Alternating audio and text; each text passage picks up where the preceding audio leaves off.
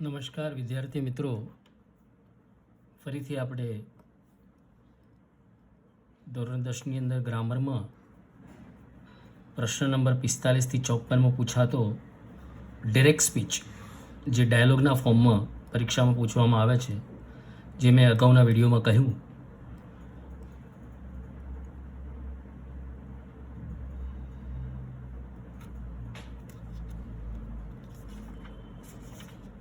હવે અહીંયા આ પ્રશ્ન નંબર 45 જ છે અને આ ટોટલી 3 માર્કનો પૂછવામાં આવે છે.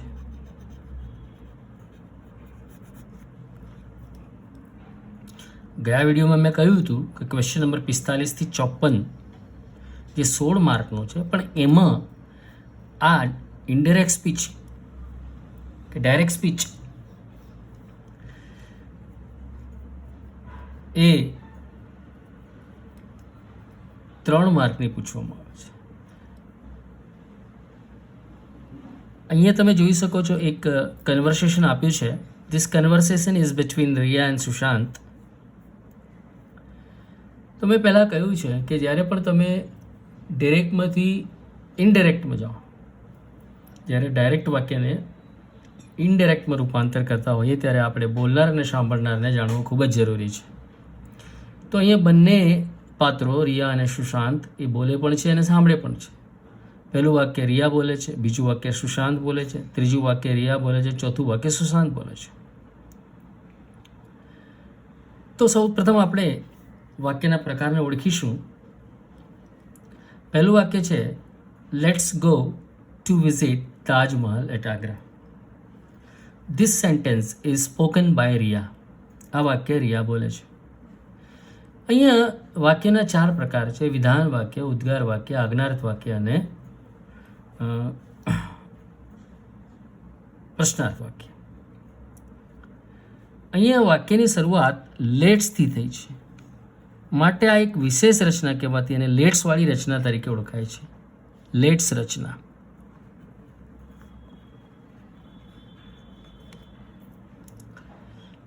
બીજું વાક્ય સુશાંત બોલે છે હાઉ શેલ વી ગો. તો આ વાક્ય પ્રશ્નાર્થ છે.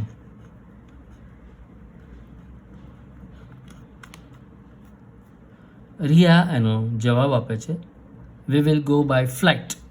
આ વાક્ય વિધાન વાક્ય છે, કારણ કે આની અંદર કોઈ પણ પ્રશ્નાર્થ, ઉદ્ગાર ચિહ્ન, પ્રશ્નાર્થ ચિહ્ન કે આજ્ઞાર્થનો ભાવ રહેલો નથી. અને ચોથું વાક્ય સુશાંત બોલે છે what a wonderful idea it is. તમે અહીંયા જોઈ શકો છો, અહીં ઉદ્ગાર ચિહ્ન છે, એના પરથી તમને સ્પષ્ટ ખ્યાલ આવી જોઈએ કે આ એક ઉદ્ગાર વાક્ય છે.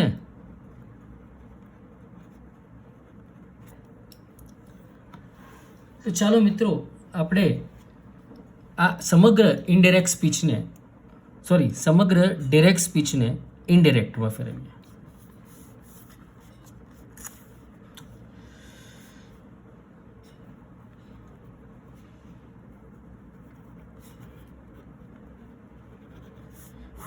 આને ડિરેક્ટ સ્પીચ એટલા માટે કહેવામાં આવે છે કે બોલનાર જે કંઈ બોલે છે એવોને એવા શબ્દો અહીંયા મૂકવામાં આવે છે, એમાં કોઈ પણ ફેરફાર કરવામાં આવ્યો નથી. હવે આને આપણે ઇનડાયરેક્ટ સ્પીચમાં રૂપાંતર કરવું છે. સૌથી પહેલું વાક્ય રિયા બોલે છે અને વાક્યનો પ્રકાર લેટ્સવાળી રચના છે. યાદ રાખો જ્યારે લેટ્સવાળી રચના હોય ત્યારે રિપોર્ટિંગ વર્બ તરીકે સજેસ્ટેડ અથવા પ્રપોઝડ નો ઉપયોગ કરવામાં આવે છે. આ ખાસ ધ્યાન રાખો. તો રિયા સજેસ્ટેડનો ઉપયોગ ન કરવો હોય તો પ્રપોઝડ. સુશાંત. હવે જ્યારે લેટ્સવાળી રચના હોય ત્યારે સંયોજક તરીકે ધેટનો ઉપયોગ થાય છે. આ ખાસ યાદ રાખો. આ શું છે? સંયોજક છે, ધેટ. હવે ખરું ઇનડાયરેક્ટ સ્પીચ હવે શરૂ થશે. અહીંયા છે ગો ટુ વિઝિટ તાજમહલ. ચલો આપણે તાજમહલ જોવા જઈએ. તો અહીંયા પ્રપોઝનો ભાવ છે, અહીંયા એક સૂચન કરવામાં આવ્યું છે. અને જ્યારે એને ડિરેક્ટમાંથી ઇનડિરેક્ટ ફેરવીએ છીએ, જ્યારે વ્યક્તિઓ એક કરતાં વધારે હોય છે ત્યારે એને ધે શુડની રચનામાં રૂપાંતર થાય છે. They should go to visit Taj Mahal at Agra. ચલો એક વાક્ય પત્યું. હવે સુશાંત શું જવાબ આપે છે? એટલે સુશાંત એને એવો જવાબ આપે છે કે હાઉ શેલ વી ગો, આપણે કઈ રીતના જઈશું. એટલે એને પૂછે છે, વાક્યનો પ્રકાર પ્રશ્નાર્થ છે. એટલે હું એમ કહીશ કે સુશાંત આસ્ક્ડ. અહીં રિપોર્ટિંગ વર્ગ મેં આસ્ક મૂક્યું છે કારણ કે અહીંયા વાક્યનો પ્રકાર પ્રશ્નાર્થ છે. કોને પૂછે છે? રિયા.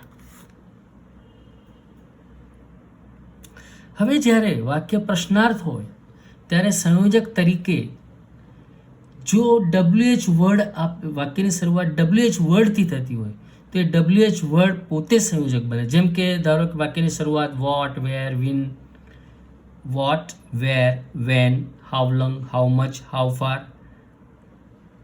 તો આ બધા WH વર્ડ્સ છે. જો વાક્યની શરૂઆત WH વર્ડથી થતી હોય તો એ WH વર્ડ પોતે જ સંયોજકનું કામ કરે છે. માટે અહીંયા વાક્યની શરૂઆત હાવથી થાય છે તો અહીંયા હાવ એ પોતે સંયોજક બનશે. હાવ. અહીંયા શેલ વી ગોનું આપણે વિધાન વાક્ય કરવાનું. We shall go. હવે આ વીનું જ્યારે ડિરેક્ટમાંથી ઇનડિરેક્ટ કરીએ છીએ તો વીનું બહુવચન ધે થાય. હાવ, ધે, વી સાથે શેલ આવે, ધે સાથે વિલ આવે એટલે વિલનું ભૂતકાળ અહીંયા વુડ થઈ જશે. જો અહીંયા વી સાથે શેલ હતું પણ જ્યારે વીનું અહીંયા આપણે ધે કર્યું તો ધે સાથે વિલ થાય એટલે વિલનું આપણે ભૂતકાળ વુડ કરવું પડે કારણ કે અહીંયા રિપોર્ટિંગ વર્બ આસ છે. They would go.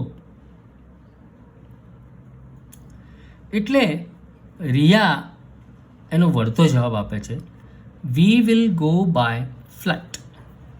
તો રિયા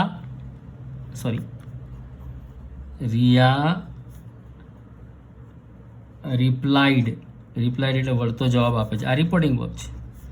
ધેટ વાક્ય વિધાન છે. We will go by flight આ વાક્ય વિધાન છે. માટે અહીંયા આપણે ધેટ સંયોજક વાપર્યું. હવે વીનું અહીંયા બહુવચન દે થઈ જશે. દે, વિલનું ભૂતકાળ વુડ. હવે ધ્યાન રાખજો જ્યારે અહીંયા વિલનું વુડ કરીએ છીએ તો અહીંયા મૂળ ક્રિયાપદ જ રહેશે. They would go by flight. એટલે સુશાંત એનો જવાબ આપે છે what a wonderful idea it is. What a wonderful idea it is. તો અહીંયા તમે જોઈ શકો છો આ વાક્ય ઉદ્ગાર વાક્ય છે. અને મેં તમને પહેલાં જ કહ્યું હતું કે ઉદ્ગાર વાક્યની જ્યારે વાક્ય આવે ત્યારે રિપોર્ટિંગ વર્બ તરીકે એક્સક્લેમનો અને એક્સક્લેમ સાથે તમારે જરૂરી ભાવ એડ કરી શકો છો એની અંદર. તો Sushant EXCLAIMED exclaimed with joy, આનંદ સાથે. પછી અહીંયા સંયોજક તરીકે હંમેશા ધેટ મૂકવું. જ્યારે વિધાન ઉદ્ગાર વાક્ય હોય ત્યારે સંયોજક તરીકે ધેટ મૂકવું. That it was a wonderful idea. It was a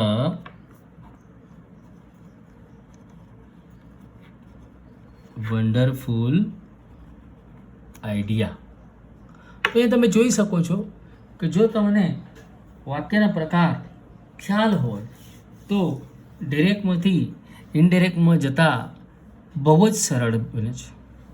એટલે થોડુંક પાયાનું નોલેજ ધોરણ 9નું જો આપણી પાસે હશે તો અવશ્ય આપણે આ ડાયલોગને, આ ડિરેક્ટ સ્પીચના ડાયલોગને ઇનડિરેક્ટ સ્પીચમાં સરળતાથી રૂપાંતર કરી શકીએ છીએ. ચલો એવું એક બીજું ઉદાહરણ જોઈએ આપણે. હું અહીંયા લખું છું,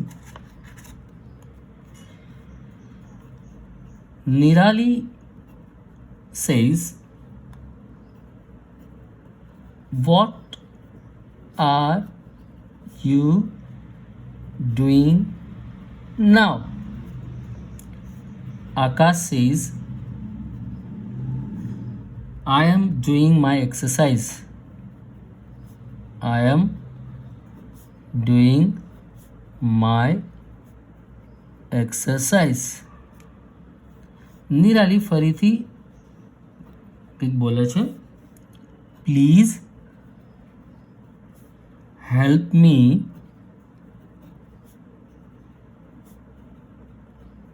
with my homework. Akash says, Akash એને જવાબ આપ્યો છે, don't worry,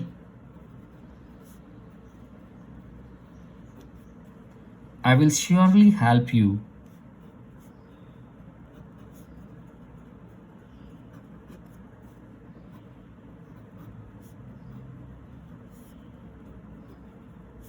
This evening. So અહીંયા તમે જોઈ શકો છો એક આખો ડાયલોગ આપ્યો છે.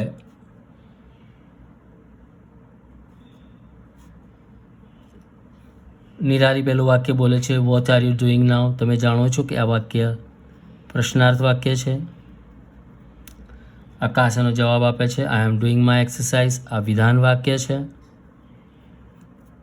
Nirali says, please help me with my homework. તો અહીંયા જુઓ તમે, અહીંયા વાક્યની શરૂઆત પ્લીઝ રિક્વેસ્ટથી થઈ છે અને પાછું ક્રિયાપદ છે, એટલે આ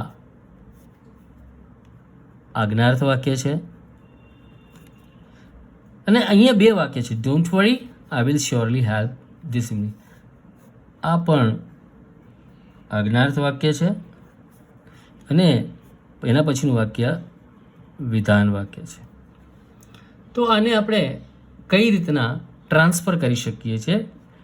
આ એક ડિરેક્ટ સ્પીચ છે જે ડાયલોગ ફોર્મમાં આપી છે, એને આપણે ઇનડાયરેક્ટ સ્પીચમાં રૂપાંતર કરવું છે. Indirect speech.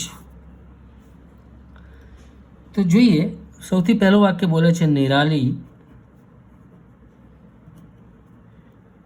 જ્યારે પ્રશ્નાર્થ વાક્ય હોય એટલે રિપોર્ટિંગ વર્બ તરીકે આપણે આસ્કનો ઉપયોગ કરવાનો છે. કોણ સાંભળે છે? આકાશ.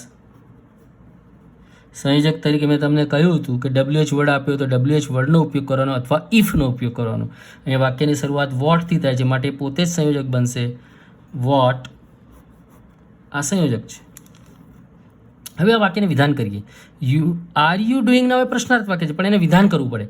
યુ આર ડુઈંગ નાઉ આ વિધાન વાક્ય થઈ ગયું. ફરીથી બોલું છું, યુ આર ડુઈંગ નાઉ. હવે આ યુ કોનો છે? નિરાલીએ પોતાના માટે વાપર્યો છે કે આકાશ માટે વાપર્યો છે? તો સ્વાભાવિક છે કે આ વાક્ય નિરાલી બોલે છે, માટે નિરાલી આ યુ આકાશ માટે વાપર્યો છે. અને આકાશ એ મેલ છે, માટે એના માટે આપણે વાપરીશું હી. હી સાથે ઇઝ આવે, પણ અહીંયા રિપોર્ટિંગ વર્બ આસ્ટ ભૂતકાળનું છે, માટે અહીંયા વોઝ થઈ જશે. હી વોઝ ડુઈંગ, અને નાવનું અહીંયા ધેન થઈ જશે. એટલે આકાશ એનો જવાબ આપે છે. આકાશ રિપ્લાઇડ ધેટ. સંયોજક આઈ કોનો છે? આકાશનો છે. હી આઈ સાથે એમ આવે, હી સાથે ઇઝ આવે, પણ ઇઝનું ભૂતકાળ વોઝ થાય, કારણ કે રિપોર્ટિંગ વર્બ અહીંયા રિપ્લાઇડ ઈડી ભૂતકાળનો છે. He was doing. આઈનું માય થાય, હીનું શું થાય? His. He was doing his exercise. હવે ત્રીજું વાક્ય નિરાલી એમ બોલે છે, please help me with my homework. તો અહીંયા જોઈ શકો છો કે આ વાક્ય આજ્ઞાર્થ વાક્ય છે, એટલે અહીંયા રિક્વેસ્ટ કરે છે. તો અહીંયા રિપોર્ટિંગ વર્બ તરીકે આપણે રિક્વેસ્ટનો ભાવ હોવાથી રિક્વેસ્ટેડ મૂકીશું. નિરાલી રિક્વેસ્ટેડ કોને? આકાશની જગ્યાએ આપણે હિમ મૂકીશું. હવે વાક્યનો પ્રકાર આજ્ઞાર્થ છે, એટલે મેં તમને કહ્યું હતું કે જ્યારે આજ્ઞાર્થ વાક્ય હોય ત્યારે સંયોજક તરીકે ટુ અથવા નોટ ટુનો ઉપયોગ થાય છે. વાક્ય હકાર હોય તો ટુ વપરાય સંયોજક તરીકે, અને વાક્ય જો નકાર હોય તો સંયોજક તરીકે નોટ ટુનો ઉપયોગ થાય છે. તો આ વાક્ય અહીંયા હકાર છે, please help me with my homework, એટલે અહીંયા ટુ મૂકીશું સંયોજક તરીકે. હેલ્પ, આ મી કોનો છે? નિરાલીનો છે, એટલે હર વિથ હર હોમવર્ક. આ વાક્ય નિરાલી બોલે છે, આ મી પણ નિરાલીનો છે અને માય પણ નિરાલીનો છે. જેમ કે હીનું હીઝ થાય ને હીનું હીઝ હિમ થાય, એમ સીનું હર હર થાય.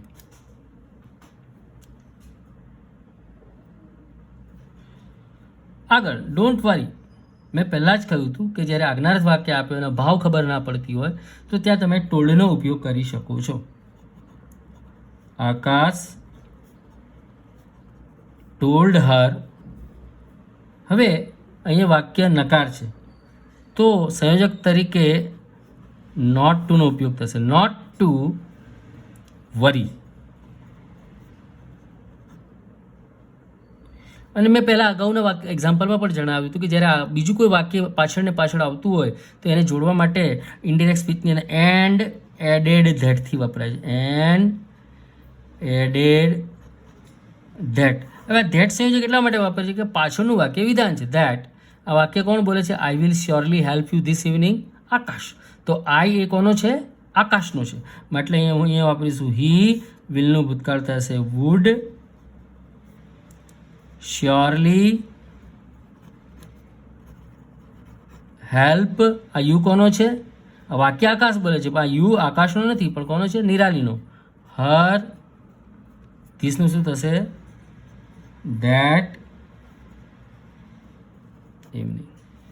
તો અહીંયા આટલું તમે કરશો એટલે તમને ચોક્કસથી 3 માર્ક મળી જશે. વિદ્યાર્થી મિત્રો, તમે જોઈ શકો છો કે ડાયલોગ રાઇટિંગમાં એ પણ ડિરેક્ટમાંથી ઇનડિરેક્ટ સ્પીચમાં ફેરવતી વખતે નાની બાબતોને ખૂબ જ ધ્યાન રાખવી જરૂરી છે. જેમ કે પોઝેસિવ ફોર્મ, ઓબ્જેક્ટિવ ફોર્મ એટલે કે સહસંબંધક સ્વરૂપ, કર્મ વિભક્તિનું જે રૂપ છે એ આ બધાને ધ્યાનમાં રાખવા પડે. તો આ રીતના આપણે ડિરેક્ટમાંથી ઇનડિરેક્ટમાં રૂપાંતર કરી શકીએ છીએ. આજે આટલું જ. બાકીના વધુ એક્ઝામ્પલ આપણે નેક્સ્ટ વિડીયોમાં જોઈશું. ત્યાં સુધી સુરક્ષિત રહો, સ્વચ્છ રહો. Stay at home. Thank you.